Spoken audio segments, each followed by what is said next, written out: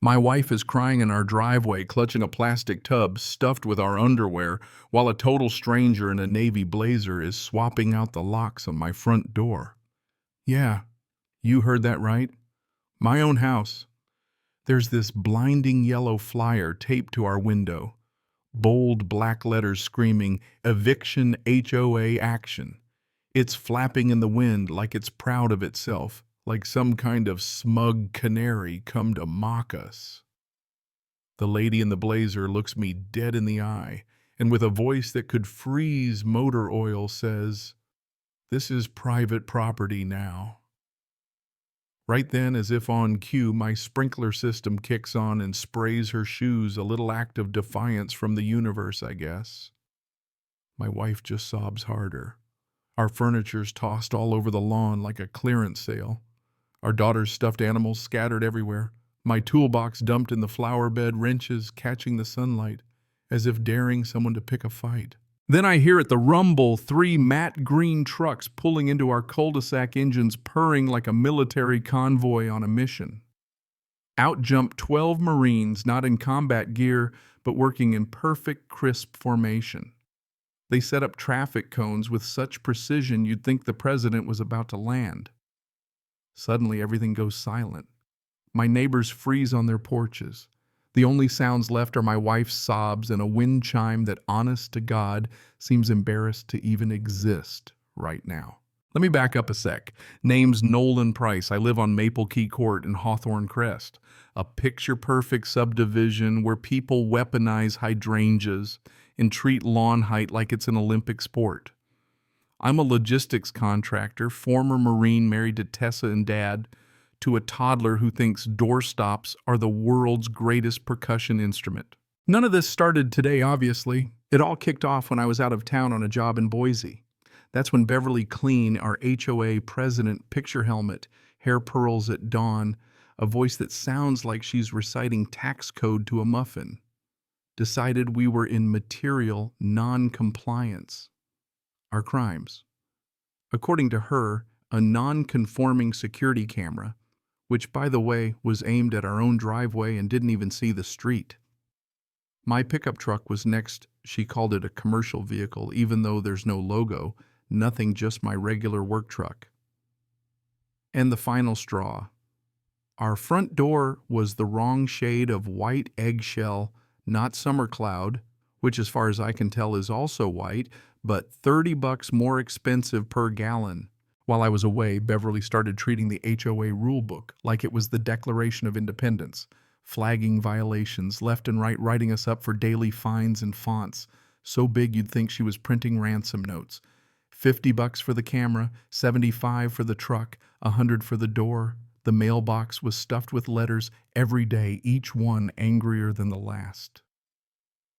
And then the big move, she slapped a vacate, immediately notice on our door, no court number, just her signature and a seal. I swear she probably made at the craft store.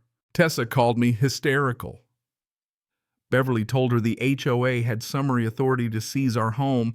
She said it with such conviction that Tessa, who's pretty sharp, actually looked it up thinking maybe she missed something in the closing paperwork. The next day, Beverly showed up with the so-called compliance contractor, this guy in latex gloves like he was prepping for a crime scene. They started boxing up our stuff and tossing it outside, no rhyme or reason. They unplugged our fridge, left it open, and just set our daughter's crib down in the wet grass. Meanwhile, our little one is clapping like it's some new TV show called Destroy My House. The whole time Beverly's standing there, arms folded, giving a TED talk to the neighbors about community standards and protecting values. I'm halfway across the country, losing my mind. I call the county office. The lady on the other end lets me finish and says, "Flat as Nebraska. That's not how evictions work in this state. She's going to get herself arrested." Then I call a locksmith. The guy tells me not touching that without a cop present. Even my buddies are speechless. Now here's the twist. I call Ruiz, a friend, still active duty at the local reserve center. He's in the middle of loading charity trucks. But when I tell him what's happening, there's this long pause. Then he says, "Oh, this lady just messed with the wrong guy. We'll be there in 20. When I finally get home, Beverly's doubled down. New professional locks, a laminated HOA possession sign zip-tied to my doorknob, And get this, she'd even announced it in the HOA newsletter as a warning to everyone else. The Marines arrive behind me, all business, no weapons, just tool belts, body cams, and that unflappable calm only military folks have when it's time to move a piano through a third-floor window. A couple of sheriff's cruisers pull up. Someone, guess who called them about military intimidation. The deputies look at Beverly's paperwork, then my property deed on my phone, then Beverly again like she's a house cat trying to issue a parking ticket. Ma'am, one deputy says only a court can evict someone. This is illegal. Beverly, still clutching her clipboard, starts quoting HOA bylaws as if she's on trial at The Hague. The deputy interrupts, dead serious. I am the law, and right now you're committing a crime. Under their supervision, the locksmith cracks open my door in under a minute. The Marines go into hurricane response mode, laying out tarps, sorting everything, filming the whole thing. Tran, who once cataloged hazardous materials in the Navy, starts documenting every zip tie and the mess in the unplugged fridge like he's building a case for CSI. Mendoza, always the gentle giant, carries the crib back inside. The deputy narrates everything into his body cam, restoring lawful possession to property owner Nolan Price like it's a police procedural. Beverly, she's still circling, barking about section numbers. No one cares about trying to wedge her reality between us and the law. That's when the real fun starts. The county code officer arrives, flipping through the actual rules, not the ones Beverly's waving around. Turns out the HOA can't touch your home without a court order right there. Section 3, paragraph 2. The commercial vehicle clause doesn't apply to my pickup. Door color eggshell is literally on the approved color list, page 6, right next to summer cloud. Beverly's been reading from a draft from 2009, not the current bylaws. The deputy starts writing her up on the spot. Illegal lockout, criminal mischief for the camera wires, filing a false police report about the Marines. Beverly's contractor peels out in his van, leaving behind an $850 invoice stuck to my hydrangea. The deputies ask for board authorization. Beverly hands them an email she sent to herself. No vote, no other board members copied, just her playing queen for a day. Here's my favorite part. Ruiz quietly asks if the Marines can finish the charity build after helping put my house back together. The deputy says, please do, and grabs the other end of my couch. Someone records a video of a uniformed sheriff moving furniture with Marines after an illegal HOA eviction. Tell me that won't go viral. Neighbors start handing over doorbell footage, Beverly coaching her contractor, telling him optics matter. Make it look official. Another neighbor caught her on audio. They'll leave once they see we're serious. Nobody fights the HOA. Not this time, Beverly. The HOA insurance guy shows up face like he's swallowed a lemon. Tells Beverly her little adventure isn't covered and could trigger a premium increase visible from space. He's not joking.